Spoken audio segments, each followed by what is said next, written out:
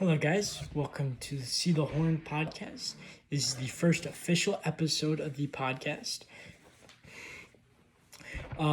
Here we're going to talk about only the Bulls and only the Bulls alone. Now let's start with their most recent game, the Nets versus the Bulls. They were away for this game. Bulls shot 50.7 from field, and the Nets shot 47.3. So pretty similar numbers right there. The free throws really didn't matter that much, 79.3 to 63.7. The Bulls still lost by a lot. They lost 125 to 88, so a huge blowout, a big blow to the Bulls. Offensive rebounds, 5 for the Bulls and 12 for the Nets. 12 turnovers also for the Bulls. So those areas I feel like are a discrepancy. Those are an issue, and I'm not really sure why they had 12 turnovers. But honestly, Brooklyn's not a good team. There's really no reason to have that many turnovers, especially for a low turnover team like the Bulls. And really, offensive rebounds is something the Bulls have struggled with a lot this season. They just, for example, they played the Heat. I believe the last time they played the Heat, Jimmy Butler hit a game winner on them, if I remember. It was away, so they were in Miami. And part of the reason why the Bulls lost that game was because of offensive rebounds. They just could not grab the rebounds. And they add up. Those second chance points add up quite a bit.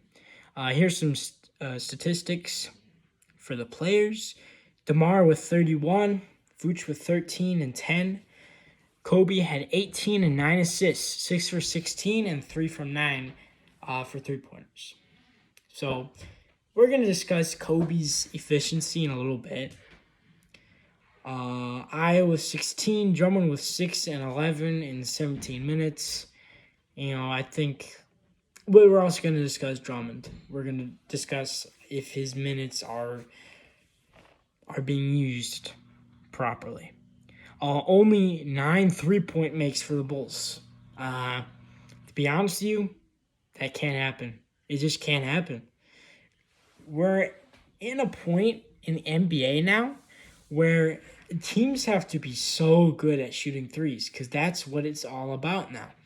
Ever since Steph Curry revolutionized the game, that's all it is. You have to be able to make threes. And if the Bulls are not being consistent about that, yikes, it's not looking good. And with 8 games left in the season, Bulls are 4 games away. Wait, let me check this. Let me make sure. Where's that at? I know I have that. Yeah, 4 games away from 500. And 1 game away, if the Atlanta Hawks win their next game, then they'll be tied with the Bulls. They'll have the same wins, they'll have the same losses, and the Bulls could very well get 10th seed here. They will still be in the play-in, but, you don't want to be 10th seed. It sucks. It's such a crappy situation for the Bulls right now. I cannot express that enough. It's really bad. All right, now we're going to go to the Nets. Dennis Schroeder had 7 for 11 from three-point range with 27 points. Mikal Bridges was also 7-11 for 3 points. Three-point percentage, and he had 25 points. Nick Claxton struggled. He was 4 from 12 from the field, had 0 3-point shots. If you know anything about Nick Claxton, that's not a surprise. 11 points and 13 rebounds. So, like I said, we're going to discuss a couple things, but first let's get a general, just a little backstory for you guys so you understand.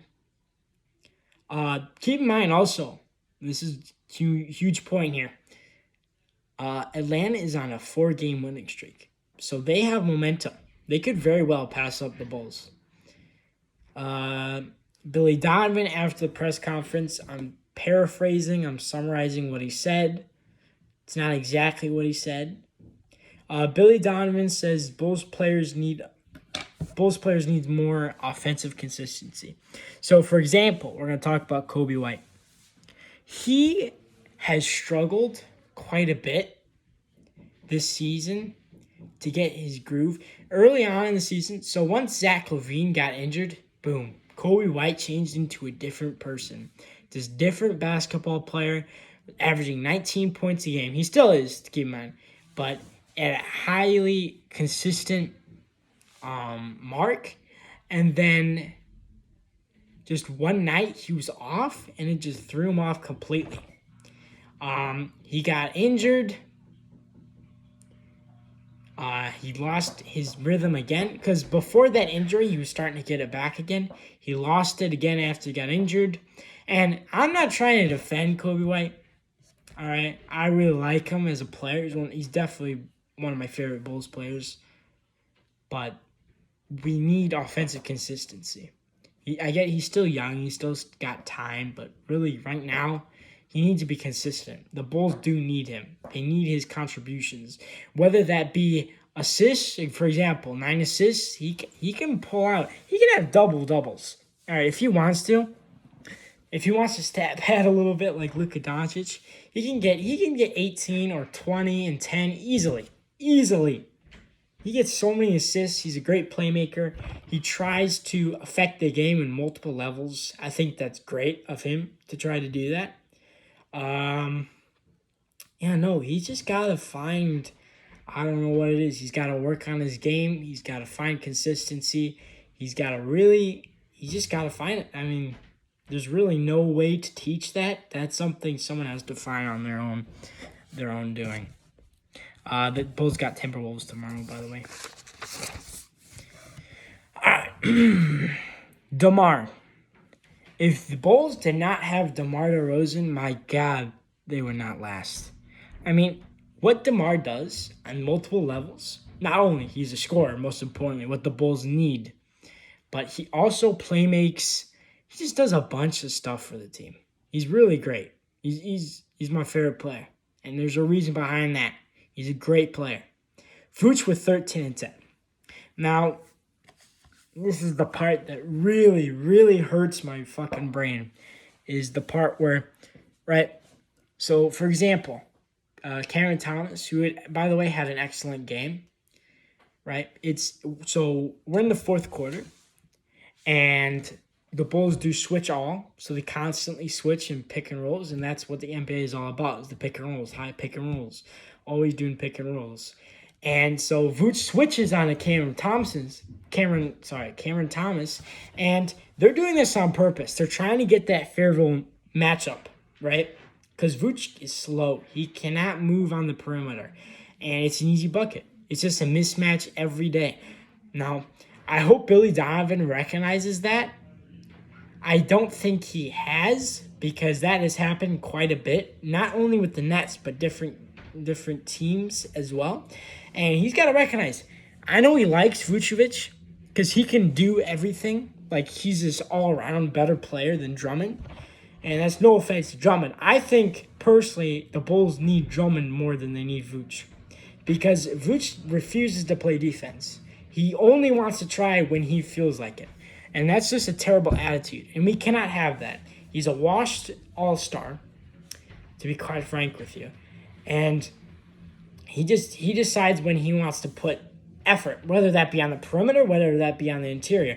Because there will be many times where a person will be driving in to the paint on the enemy team, or why am I saying enemy? This is not fucking Call of Duty.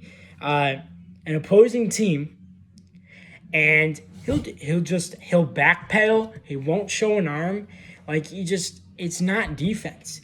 The big man, part of his role is not only to grab rebounds, is to also, grab rebounds, set picks, but also be a threat inside. Like, at least just throw up a hand, try to do a block. We don't care if you're going to foul. We know you're smart.